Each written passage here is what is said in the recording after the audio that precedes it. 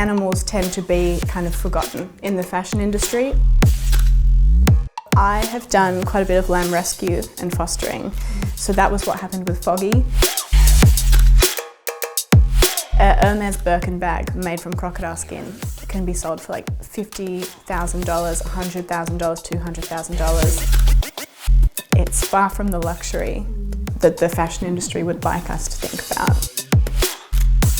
We do represent ourselves visually through clothes, and it's nice for that to be both aesthetic and values driven.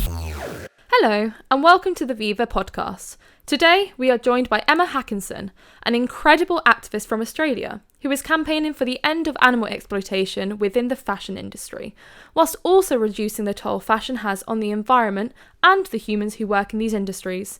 She founded an organisation, Collective Fashion Justice, to enable changes by educating the future fashion minds, creating conversations with industry professionals, and working towards legislative change. She's very kindly here with us today in London. So over to you, Emma. Tell us a little bit about yourself and who you are. Thanks for having me. It's nice to be here. So I founded Collective Fashion Justice as a charity at the end of 2020, and we exist to create what I call a total ethics fashion system. There's a lot of people in the fashion industry that are interested in making what they consider an ethical fashion system, but when they talk about that, they're only specifically talking about human rights and labour issues, which are really important, or they're only talking about sustainability and the planet. And animals tend to be kind of forgotten in the fashion industry or considered in some very small way as kind of like a footnote on the sustainability section. Most of the time too, the fashion industry talks about animal welfare rather than actually the rights of animals and the fact that even if we reduce the amount of suffering of an animal exploited for fashion, we're still exploiting that animal and commodifying them. So we think the best way to help people, our fellow animals and the planet is to move beyond animal-derived material supply chains because they harm all three of those groups. And we also really believe that if you accept any level of oppression, that oppression is going to manifest in other ways. You're not going to be able to eliminate modern slavery if you are accepting that any individual exists to be there for someone else, to be a commodity, which is the case for animals in fashion. So that's what we do. We work with the industry consulting, we work at a government level, we work with fashion schools and with general citizens. And I'm also here because I've just launched this book, which is basically a manifesto for a total ethics fashion system. Nice. Well, do you want to tell us a little bit about the book then? Yes. So the book really goes into more depth about what I'm talking about. It looks at how we view ethical fashion today, how we view sustainability in fashion today, and how it's really not holistic. We can't fix one part of the fashion industry and expect everything else to work out. And one of the big parts of it is it ends with a manifesto that people, organisations, brands can endorse. So Viva has endorsed it, which is very great. And it calls for a few things. So degrowth in fashion, living wages, and a move beyond fossil fuel-based, deforestation-driven and animal-derived materials. And that's to make it so that all of these issues that are interconnected, we have like a North Star to go towards. Right now, people talk about responsible fashion, but they don't really know what that looks like. And they certainly don't like the idea of talking about ethics and animals as part of that conversation. So we want to change that. No, 100%. I think like something that's always connected to the fashion industry is always like buzzwords like sustainability, kind of greenwashing. Yeah. So it's really important that like there's like a umbrella term sort of thing. So that's cool. You've obviously, how long have you been vegan for? Or? I'm 24 now. I have been since I was 16. Oh, amazing. Why do you mind going into your journey but as a vegan? Yeah. So a year before that, I stopped eating land-dwelling animals. That was my first kind of step. And that was because I'm half Swedish and I was staying with my family in Sweden. And there it's really normal to eat moose, deer, animals that in Australia I hadn't considered food before. And that made me really uncomfortable. And I realised that it wasn't reasonable for me to be uncomfortable with eating a moose if I was very happily eating a lamb or a cow at home. Classic piece of thing. Yes. So instead of kind of just accepting cognitive dissonance, I had said, okay, I'm not going to eat land-dwelling animals anymore. And then over the next year, as I learned that obviously fish are sentient animals too, what happens in the dairy, what happens in the egg industry, I went the whole way. Cool. Yeah, I think a lot of people follow that pathway, and they start off like, I cut out red meat first, and then it was chicken and fish, and then eventually like watched a few documentaries and realised that it's so appalling what goes on in dairy and egg industries. And there's I think it's quite right. It's like an overnight thing. It's more of like a transitional thing, isn't it? Yeah, well, and I think there's so much myth making that has made us believe that dairy industry, the wool industry, all of these don't actually cause harm to animals, which is why there are so many people who, clearly if you're eating an animal, that animal is dead. But there are other industries where there's not like a dead animal on the plate. Yeah, and there's ethics washing, which is like greenwashing, the same kind of deception that makes us not realise what's wrong there. So you've kind of told us like your vegan journey, which is obviously something that I'm sure a lot of viewers and a lot of people will agree with. And they'll know that because that's similar to their own story. Why did you decide to campaign for the fashion industry? I know you were a model, but why did you decide to go down that route? Yeah, so part of it is I think that people are their most effective when they're working at the intersection of what they're interested in and what they care about. I like fashion. So it was something I was willing to talk about and spend a lot of my time on. And having worked as a model and also having worked as a creative director in that space, I realised that while there are so many wonderful organisations focusing on food systems change, there really was quite a lack in the fashion space. And the fashion industry also doesn't really want to hear from anyone they don't consider like a part of their crew. So Collective Fashion Justice aims to push, but to kind of present itself as something that loves fashion, just wants it to radically change. That's a good shout. Yeah, I think that's really important about like belonging and kind of being part of the industry. And obviously you can do that. So I mean, that's obviously really important. I think that's why one of the reasons why I do like the campaigning that I do. But obviously at Viva, we campaign for the food system to change and everything like that. Can you tell us a bit, because I think this is a misconception, that the fashion industry doesn't interlink with the other industries. Can you kind of tell us a bit about that and like the interlinkation? So a lot of people either believe that food and fashion are totally separate systems, or they think that everything in fashion is just a worthless byproduct of the food system. For example, once a day probably someone says to me, "Oh, but leather's just a byproduct, so why do you even care?" In reality, we know that leather most of the time is a really valuable co-product. So it's a skin that has come from an animal who has been raised knowing that someone will get profit from their flesh, but also from their skin, potentially also as a dairy cow from their milk and then later their skin. Similarly, in the dairy industry, the male calves that will never produce milk, sometimes, particularly in Australia, and we're a really quite significant exporter of skins, there's no value to the life of a male calf until the fashion industry comes in and says, "Oh, that's a really soft skin because it's such a young animal," and they derive profit from that. So same thing in the wool industry. Merino wool is considered the most luxurious. Again, Australia is the top producer of it in the world. 70% of our sheep are merino sheep, and they're all considered dual purpose. So once they're not profitable anymore for shearing, they're slaughtered and they're eaten, they're taken into live export, all of those kinds of things. It's the same with down, feathers. And then there's things like fur, skins from wild animals that are exclusively for the fashion industry, and the only or primary reason that animal is exploited and slaughtered. It's awful. It's actually really horrendous to think about it, that like I think people don't have the conception that they're wearing an animal's skin and like stuff like that. They don't, maybe they understand, but they don't put two and two together when they're like buying leather and stuff. And I think that's definitely something when I used to wear leather jackets and stuff like that, like I definitely did not put two and two together. I think that sort of leads us on to like, the perception of normal people and what they think about it. I know like I've done a lot of like Fair Free London and campaigned with what they do outside, like the high-end kind of like brands and stuff. Why do you think the specific high-end ones that they seem to target, because it always seems to be the same ones, it's like, the same brands, why do you think they're the ones that are targeted and not just like all of the shops? Because everyone does themselves with leather. Yeah, so I think fur is viewed as low-hanging fruit for activists because culturally it is much less acceptable now, which is great.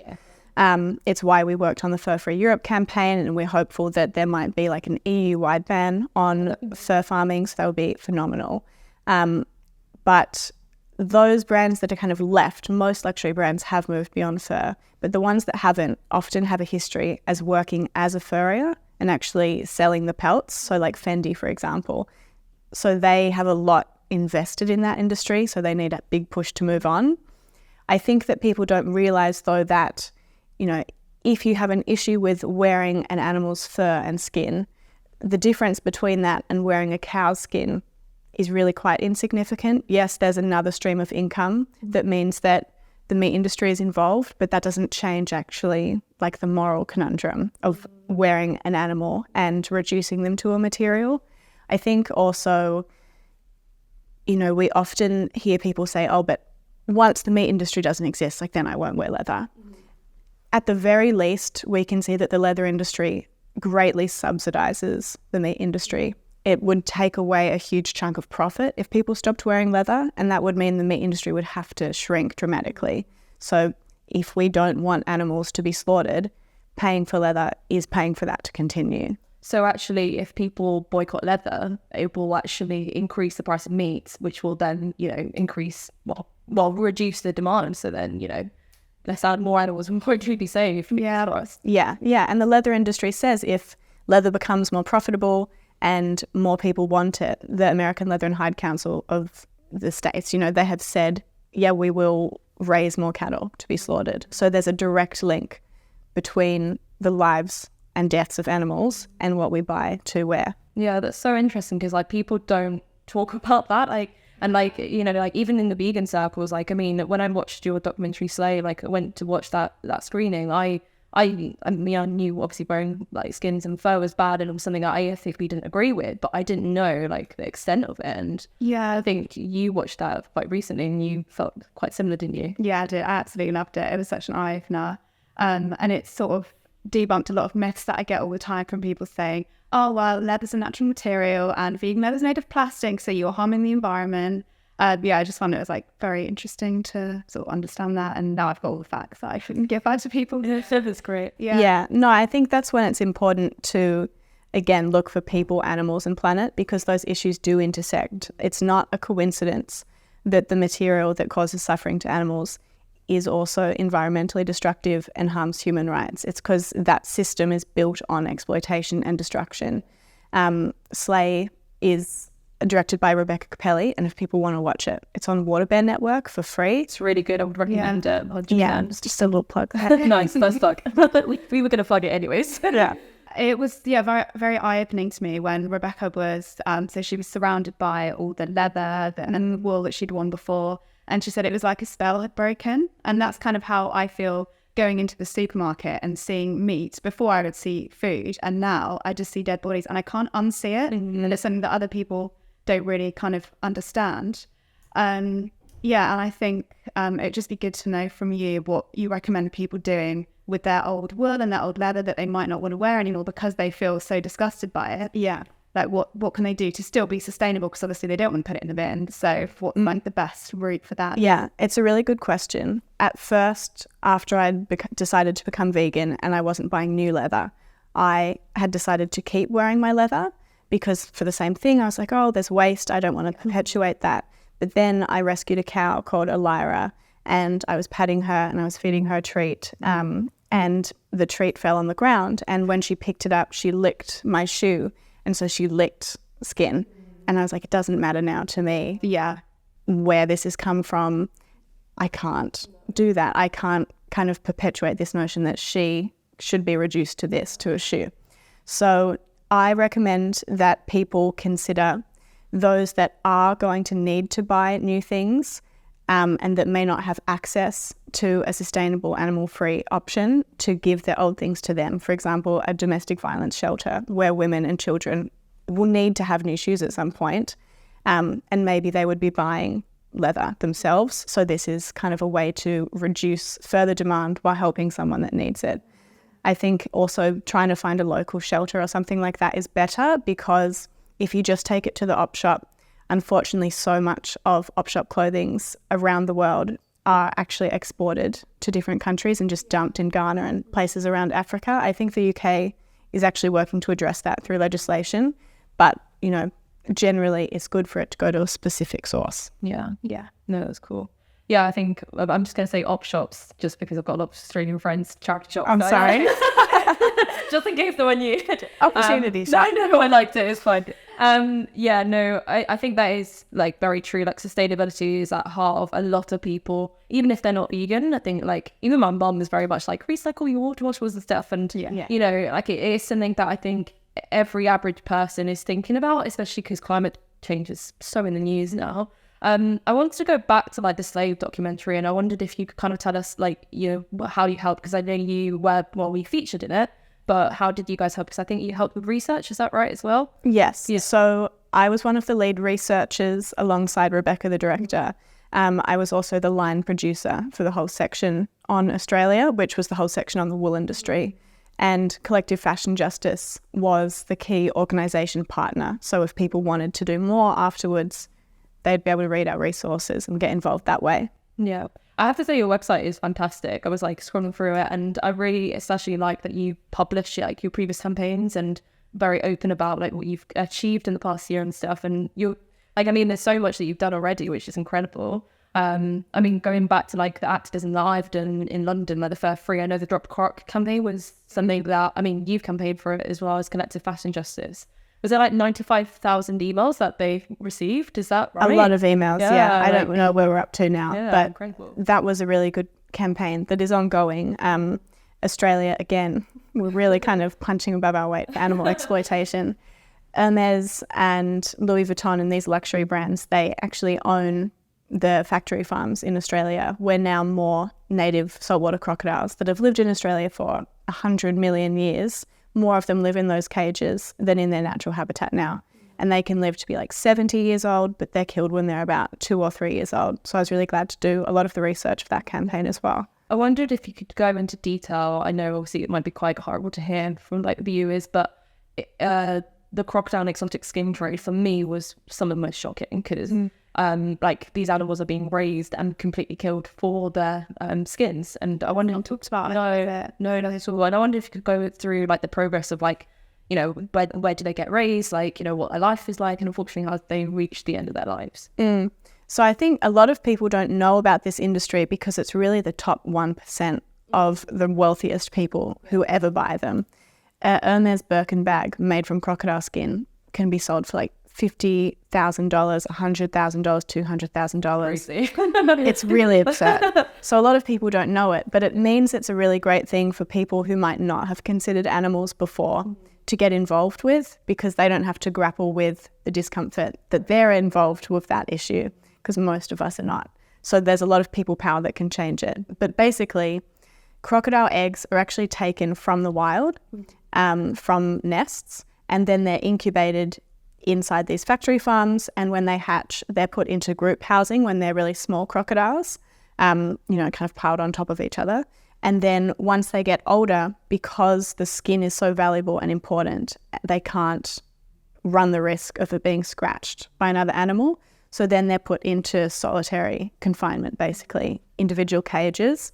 And the current code of practice for that industry allows the cage to actually be shorter than the length of the body of the animal. So they spend their entire life crunched and sort of curled up. That's crazy. Well, so they're not curled up because the cages that they're actually used are a tiny bit bigger. Okay. But that means that the industry says we go well beyond what is legally required. Like the dairy industry. Yeah. Oh, that's terrible. So the laws require something ridiculous, and the industry is still doing something awful. But they are able to put forward like that they're, you know, animal welfare champions. They can say they're going above and beyond. Yes, because they technically are. So that is what happens. And they're kept, it's like a concrete pit with cage around it. And that animal is in there until they are pulled out, and they're first electrically stunned in the water, and then they're taken out. And then most of the time they're shot in the head with a captive bolt gun. And then behind the back of their head is sliced open, and then a really long metal pole is forced in to essentially scramble their brains, and that's when they have been completely killed.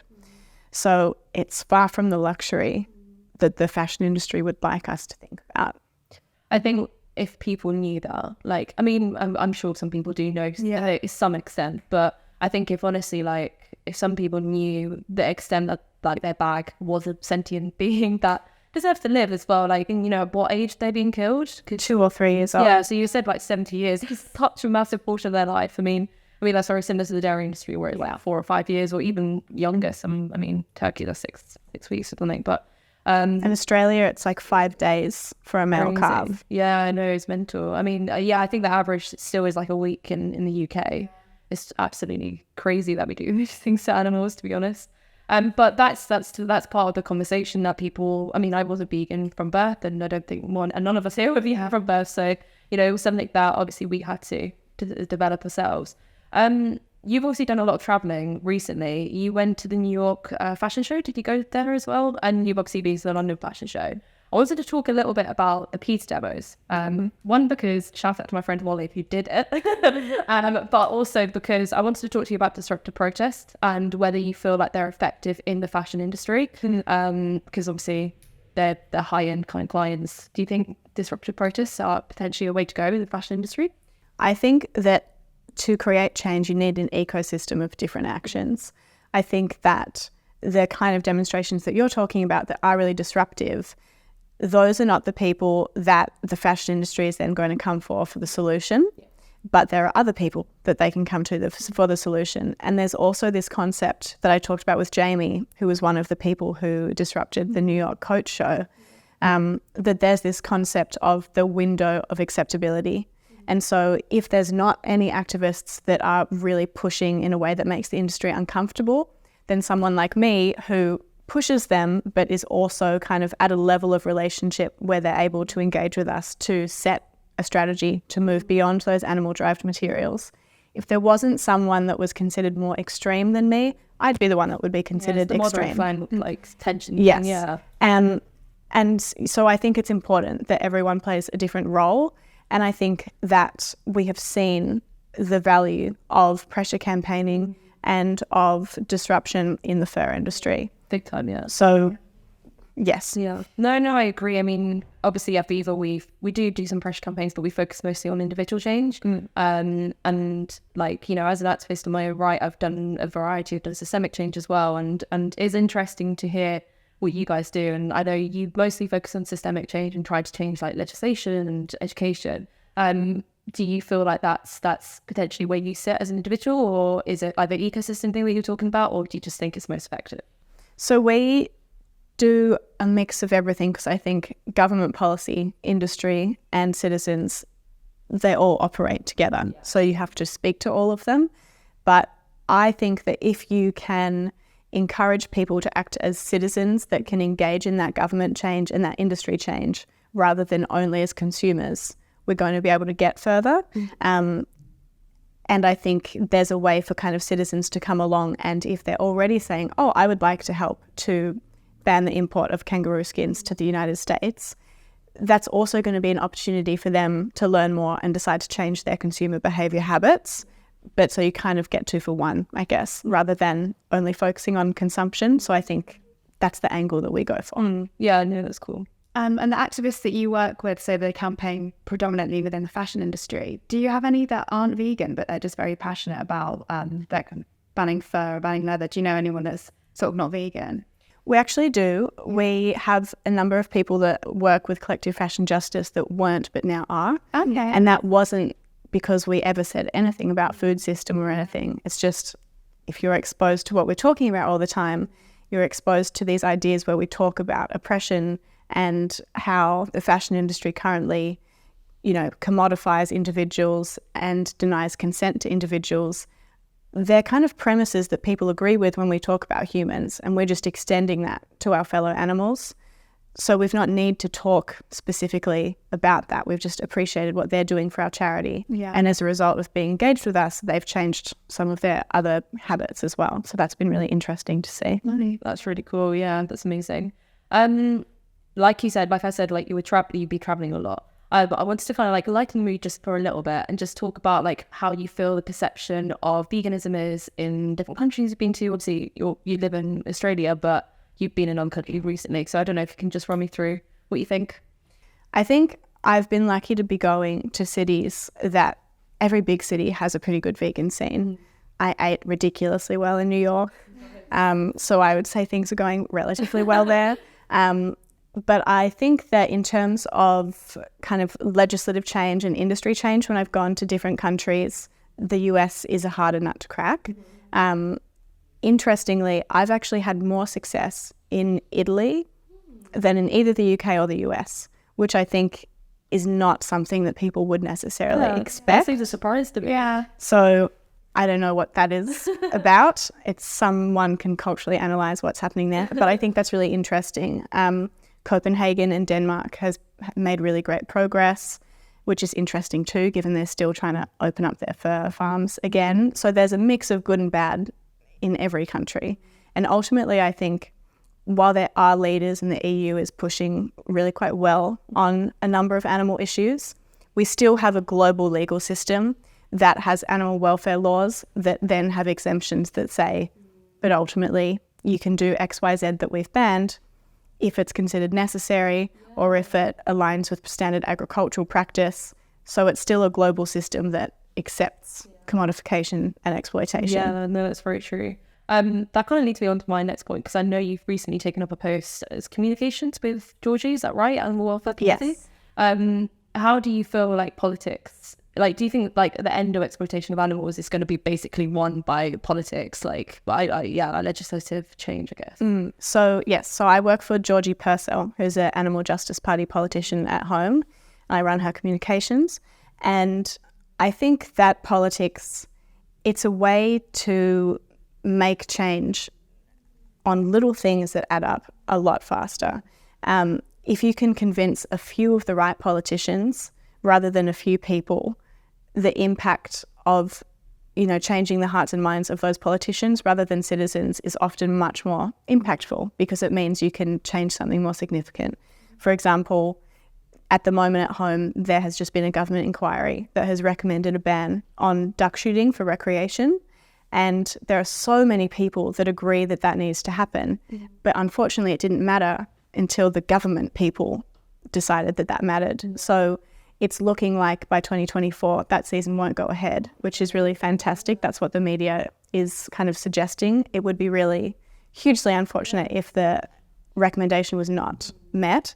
But yeah, I think that that's the kind of thing that shows people in power have power. So we need to address them, and citizens can mobilize to make political change possible. Yeah, no, 100%. I think that's so interesting. And I mean, I think like similar to what you said about the ecosystem and stuff, I think everyone's got their own skills and their own skill set, and like whatever, I always think activism is just use your skills, whatever skills you've got. I think that's super important. I don't know if I want to talk a little bit about maybe Foggy. Yeah, I was going to bring up Foggy. So obviously, if people haven't seen Slay, there's a scene where a lamb gets liberated, and I just wanted, if you could tell us a little bit about that experience and your motivation behind it. Yes, so I have done quite a bit of lamb rescue and fostering. In the Australian wool industry, about 10 to 15 million lambs die in the first 48 hours of their life every winter lambing season. So there's a number of factors for that, but for right now, all you need to know is that it happens, and that's clearly unacceptable. So you really can walk into most paddocks in Australia where there are lambs, and you will find one who is abandoned and who's shivering and who needs to be rescued, or they will soon die. So that was what happened with Foggy. In the film, is quite precious. You can see him actually walking towards us, kind of seeking out our help. So I had him in my apartment in his little nappy while he needed like constant bottle feeds and attention and care. And then he went and lived his life in a sanctuary, which was not so far from my home, so I could visit him. So that was really special. And I think it's nice to be able to get people to connect to one specific individual. When we think about the wool industry, like the issues are so huge. They're ultimately all slaughtered, like I said, once they're not profitable. There's lots of mutilation practices, but it's hard to really connect and care unless you have a face. And so Foggy was a very gorgeous face for people to connect to. Yeah, I think it's like a vegan dream to liberate animals, and like obviously it's not something that everyone's capable of doing because obviously like just law and stuff. But yeah, I mean, I think that's an amazing thing to have done. Like, that's great. I did want to just say, like, how does it feel to have given that animal freedom? Like, you know, because that's what you've done. You've bought them their freedom. I think it's always bittersweet because you think of everyone who is left behind and that's one life. But at the same time, which is said in the film, like for him, that was everything. And I think that's a very special thing to be able to give, and something that, you know, I don't feel I've given it to him. I think it's what he was owed. And it's the same for everyone.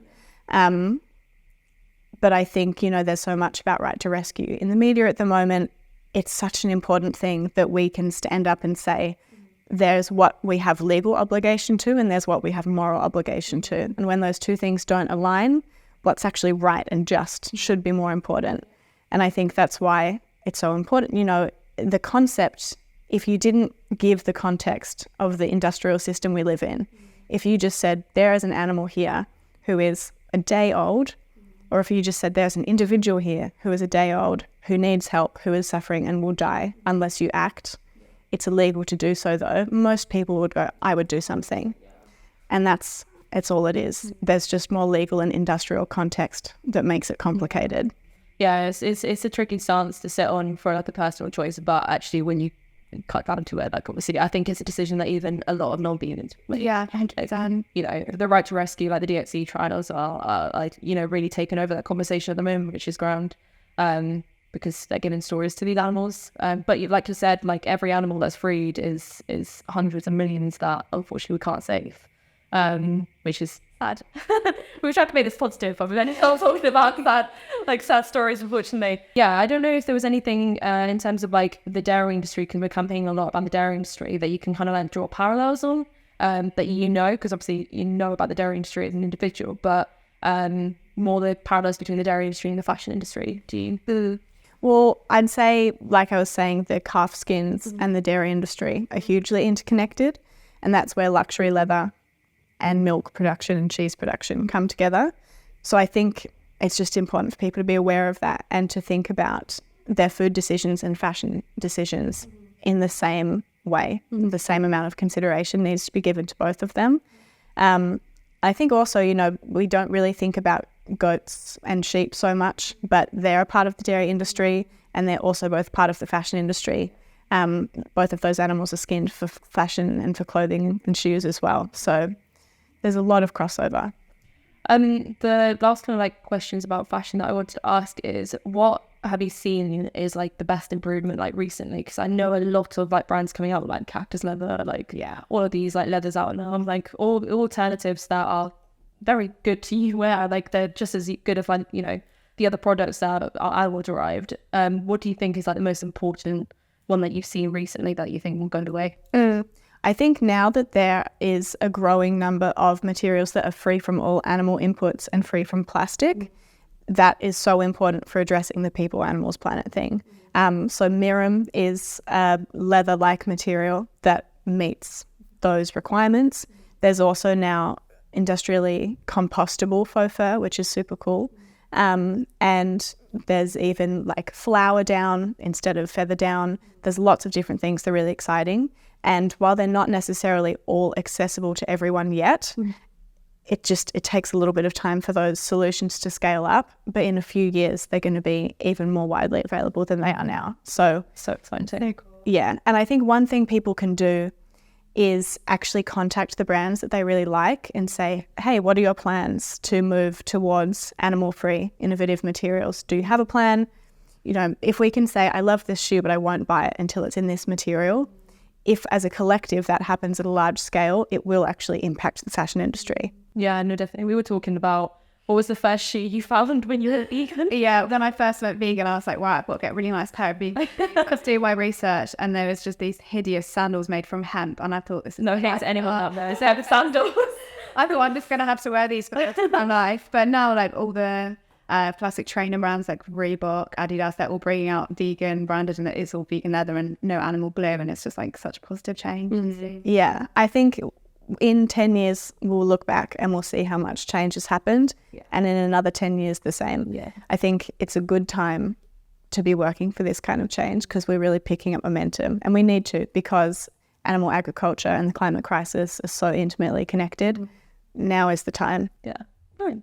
I want to give Billy a little bit of a shout out because I know you're away from your dog. I don't know if you want to tell us a bit about the racing industry, because obviously you rescued him, you were telling me just before, but if you can just tell everyone, because obviously the racing industry is another industry that's massively exploitative of animals. So Yes. So the racing industry is one that Georgie Purcell and the Animal Justice Party are really working hard to push. So it was sort of inevitable that I would at some point adopt a rescued greyhound. In Australia, we still have a huge racing industry, and those animals are bred specifically to race, and they intentionally breed so many more dogs than they need to find the fastest one. So I think the Australian industry at the moment breeds 70% more dogs than they could ever rehome. So of course, animals are being killed. We know at the moment a lot of animals are actually exported to other countries, including China, where there's illegal racing industries, where they're bred, and where all kinds of awful things happen to them. Billy has scars on his body that I don't know what they're from. He's got bones that stick out that haven't healed properly. His teeth are all chipped from, they're allowed to be in a cage basically 23 hours out of 24. So a lot of awful things happen to them, but they are the most gorgeous dogs. He's so lazy, and he just is desperate for attention and affection, and it's what he's not been given for the first 10 years of his life. I got him at 10 years old. And I think he's just another example of when we can actually view individuals as individuals rather than the money that we could get from them. It's a really transformative thing for everyone. No, I agree. I think like when I went to a demo like a few years ago in Brighton Hove Track, and some of the things that activists were telling me about like greyhounds sort of being even seen as like cattle, and like they have like the some of them have like tattoos in their ears. Legally they're considered livestock. It's mental, like, because so many people have greyhounds as like their loving, like, you know, companion animals at home. It's crazy. I think it's just another reminder to adopt, not shop as well, because the so many dogs that following the racing industry just end up in dogs' homes And they will love you so much. Yeah, I know, definitely. That kind of leads us on to like what's going on in the UK at the moment, actually, because, you know, they're thinking about banning the XL bully breed. I don't know much about it, to be honest, but just my first impression is judging a whole breed by, you know, a few is quite difficult. What do you think about that? Yeah, I think that we need to address the human systems that we've produced. We need to address the way that we allow animals to be trained to be violent, like that's a human problem. We also need to educate people about how they engage with other animals. I think that there's a lot of problems that we should be fixing before we set in legislation and bills that will make it so that if a dog is born in a particular breed, legally they will have to be slaughtered. Yeah. I think that it's hugely problematic when there are so many other issues to address. We need to kind of deal with the human aspect first. And it's not an area of my expertise, but from what I understand, yeah, you know, there's lots of breeds that we have bred that are unhealthy because of how we've bred them. All of the bracky breeds that have such short snouts. We need to fix our part rather than blaming the animal themselves. No, I agree. Yeah, I agree. I think we're just like liking the dogs and like stuff, because obviously so many people can see that their dogs and their dogs that they have in their homes, especially all their dogs that they see in like friends' homes, are like sentient animals that have personalities and everything. Like you described Billy as lazy. Like my dog is honestly quite lazy as well. Maybe like dogs are just lazy, to be honest, at this point in time. But you know, that's something that we can see with our dogs and cats. And you've got a lovely little Miss Button. Mr. B. Mr. B. Mr. B. It's like we've got like animals at home that we absolutely adore, and you know, we see that and then we forget that the animals in these industries, in the fashion industry, in the animal agriculture industry, are exactly the same. And you know, I think that's a really good distinction to talk about. And I think it's important to, you know, so many people who loved Foggy in the film or who connect to a particular animal, that animal, like Foggy, he is not special in the sense that he's different from any other sheep that we never give a name to and that dies in a slaughterhouse without anyone ever thinking of. He's just more fortunate in that he was rescued, and he's special to me in that, you know, all of the things I love him for. But I think it's really important that we think about that and acknowledge that he is not unique in the sense that he has the capacity to think and to feel and to love. That's something that we all have as animals. Humans are just one of many animal species on this planet. Yeah, no, I agree. I wanted to bring it back to like the industries just before we finish. Can you tell us in like a quick terms about what's so bad about the leather industry from an environmental standpoint, from an animal standpoint, or from the human standpoint? I mean, obviously, if you watch Slade, you'll know. Yeah. Yes. So there's a lot wrong. We have a series of reports, 4 of them, that cover each aspect of this and transition beyond it for more detail. But for animals, they're bred specifically to be slaughtered. Profit comes from their being killed and skinned. There are mutilation practices like the cutting off of their horns, which is really painful. There's live export. There's all kinds of issues involved. In terms of the human aspect, forced labour is actually really common in a lot of the countries that are raising cattle for production of leather and meat. There's Indigenous land rights issues because we know that in the Amazon, for example, where a lot of leather comes from, 80% of that is tied to cattle ranching. That's the same in Australia and a lot of areas of the world. Methane emissions that come from cows breathing, passing gas is a huge aspect of the fashion industry. Even if you compare a synthetic leather, which is also not the most sustainable, we have way better solutions. A synthetic leather still has 7.5 times less emissions associated than cowskin leather, and all of the references for that are in our reports. More water use, more land inefficiency, more biodiversity destruction. And then on humans too, we know that slaughterhouse workers deal with perpetration-induced traumatic stress, which is like PTSD, but from causing harm. Tannery workers deal with carcinogenic, cancer-causing substances. 90% of leather is tanned that way. And that means that there are areas of the world that have really high population rates with cancer and with other sicknesses that are specifically related to that tanning industry. There are so many other problems, but they're enough reasons alone to decide that it's not something we want in a part of the future of fashion. Yeah, like, I mean, fashion to me, I mean, I wouldn't say I'm the most fashionable person, but fashion to me is an expression of your personality and how you want to, you know, be seen as, like, from the outside, or how you want to dress. And for me, that doesn't correlate with the ugliness of, like, what goes on in these industries. Like, you know, that's quite shocking to me. No, totally. We do represent ourselves visually through clothes. And it's nice for that to be both aesthetic and values driven. And it's something I talk about in my other book, How Veganism Can Save Us.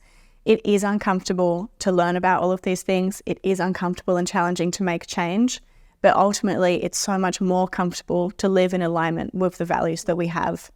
It is uncomfortable to hold a view about something and to not act in a way that aligns with it.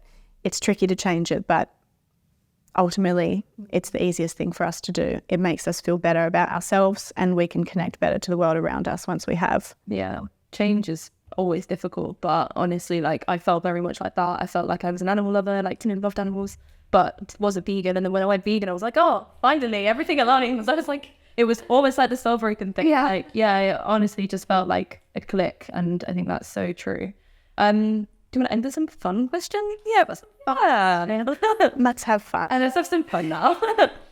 So you've already talked about your dream for the future of fashion and mentioned it. So I just wondered if you might expand. What's your ideal dream for what fashion looks like in, let's say, 10 years' time? Give us a bit of time to get 10 years' time.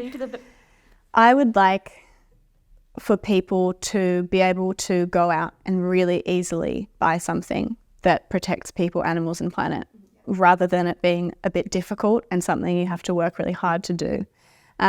I would like for there to be less clothing produced every year. There's about 100 billion garments made every year and only 8.1 billion of us. I would like there to be more repairs and more circularity in the fashion system so that we can have that kind of thing.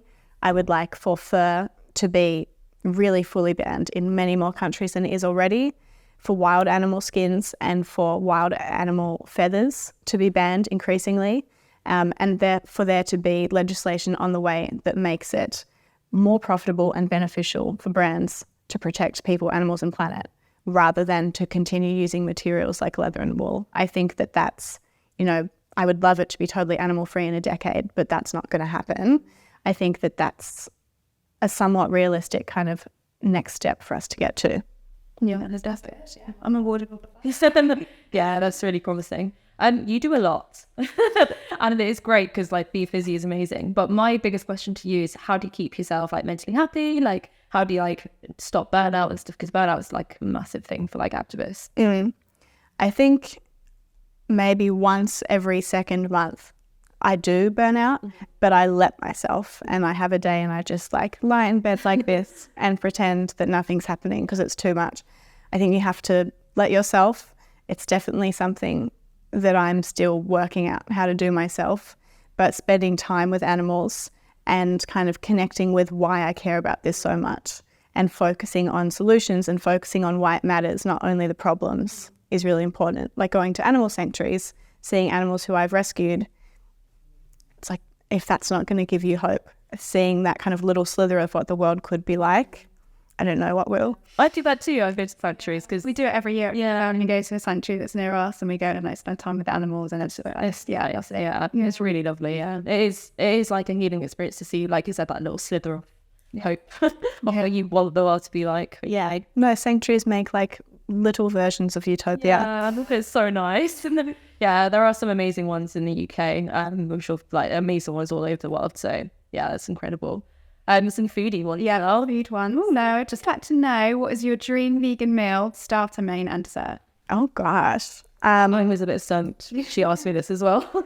I actually had, to go straight to Maine, in New York, a huge ravioli that had like vegan pancetta on top and parmesan and a sage butter sauce.